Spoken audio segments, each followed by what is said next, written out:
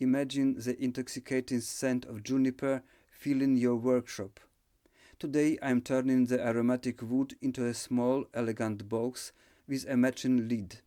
I'll show you how I hollow out the interior and reveal the stunning grain patterns using a blend of natural oils and waxes. Let's get started.